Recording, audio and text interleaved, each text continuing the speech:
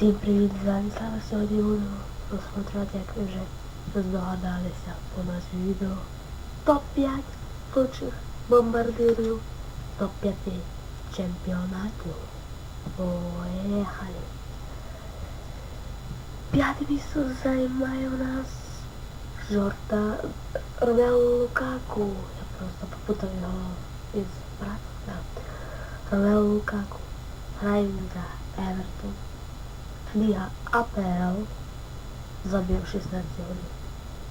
Він лучший в АПЛ. Так, четверте місце посідає Лео Мессі. Да, із Барселони, самий Лео. Грає в Ла Лізі і забив 16 голів. 16, да. Так як Лукаку, я покажу, почитайте. Лео лучше Лукаку? Пишіть у коментарях. І троєчку відкриває П'єр-Емерік Аубамейанг.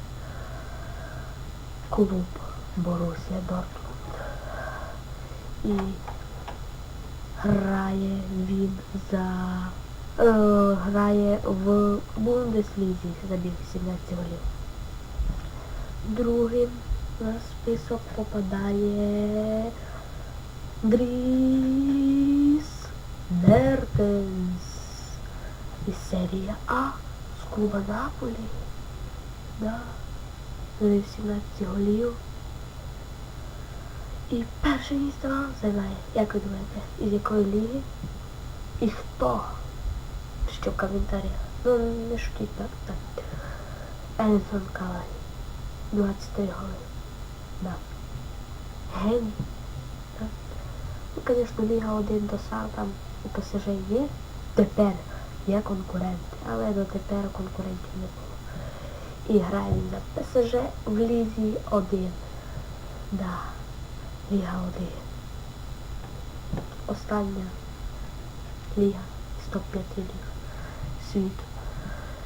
Я прощаюся з вами до останнього відео. Пробачте, що так довго не було відео. Да, я школа. Я такий викладав футбольні матчі. А тепер буде все регулярно. Ходити кожні 3 дня. Це буде супер. Всім пока-пока. Підписуйтесь на канал, ставте лайки. Бай-бай.